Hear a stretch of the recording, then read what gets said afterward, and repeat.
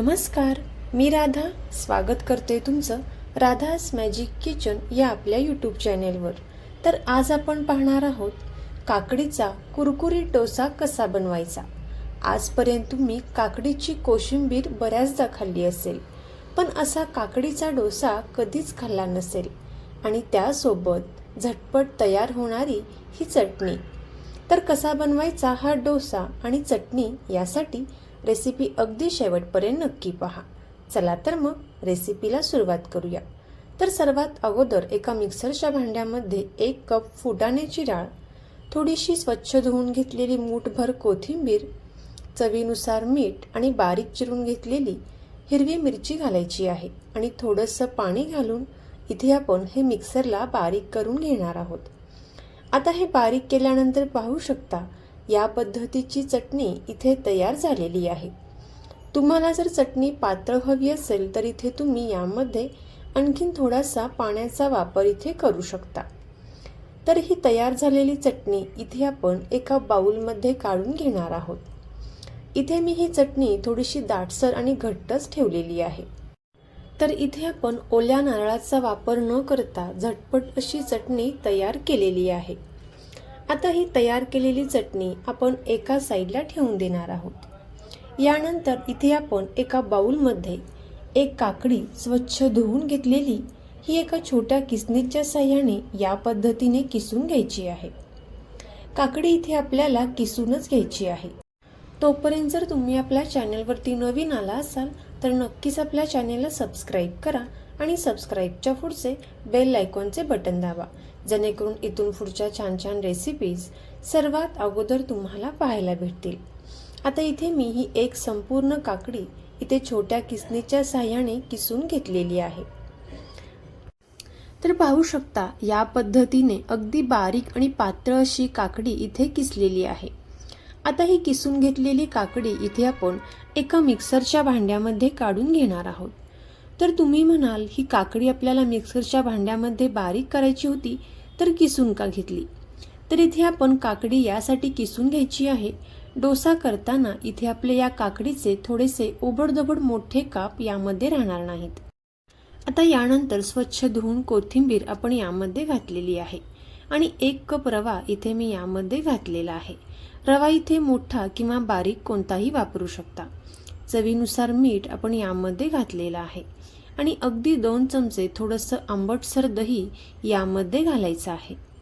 आता दही घातल्यानंतर सुरुवातीला अर्धा कप पाणी आपल्याला यामध्ये घालायचं आहे। पाणी सुरुवातीला इथे आपल्याला जास्त घालायचे नाही। आता आपण हे मिक्सरला बारीक करून घेतलेलं आहे। मिक्सरला बारीक करत असताना गरज वाटली तरच आपल्याला पाण्याचा वापर करायचा आहे। इथे मी हे मिक्सरला मिश्रण बारीक करत असताना आणखीन थोडासा पाण्याचा वापर केलेला आहे आणि या कन्सिस्टन्सीचं बॅटर इथे आपल्याला तयार करून घ्यायचं आहे। अगदी खूप पातळही नाही किंवा अगदी खूप घट्टही नाही, या पद्धतीनं बॅटर तयार झालेलं आहे। तयार केलेलं बॅटर या बाउलमध्ये काढून घ्यायचं आहे आणि यावरती झाकण ठेवून एक 10 मिनिटांसाठी हे छान असं साईडला ठेवून द्यायचं आहे। एक 10 मिनिटांनंतर यामधील जो रवा आहे तो छान असा फुलला जाईल आणि रवा छान भिजलेला असेल। पाहू शकता हे बॅटर छान असं फुललेलं आहे।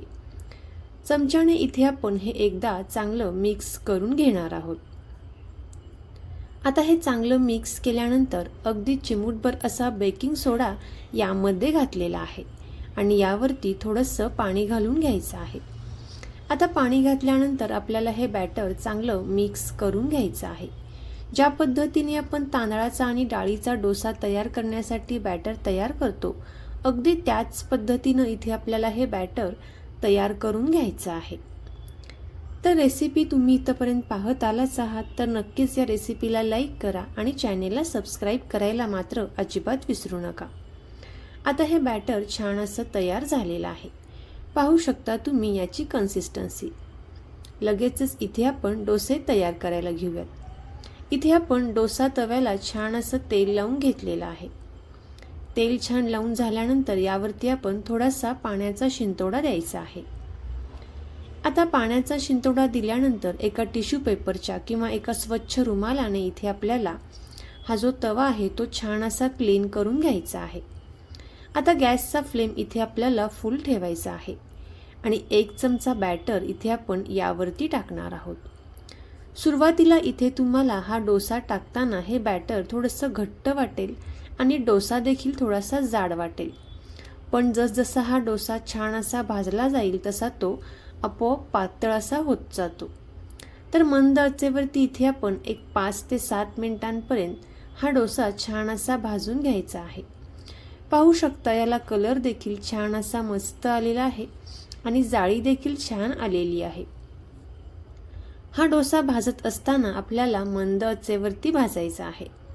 आता याच्या कडा ज्या आहेत त्या आपोआप सुटल्या जातात आणि असा पातळ कुरकुरीत डोसा हा तयार होतो.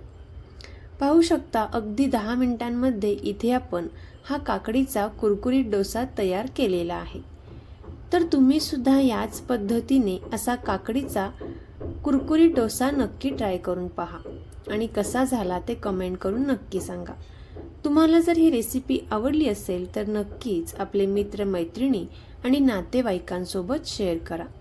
चॅनेलवरती नवीन आला असाल तर नक्कीच चॅनेलला सबस्क्राईब करा आणि सबस्क्राईबच्या पुढचे बेल आयकॉनचे बटन दाबा, जेणेकरून इथून पुढच्या छान छान रेसिपीज सर्वात अगोदर तुम्हाला पाहायला भेटतील.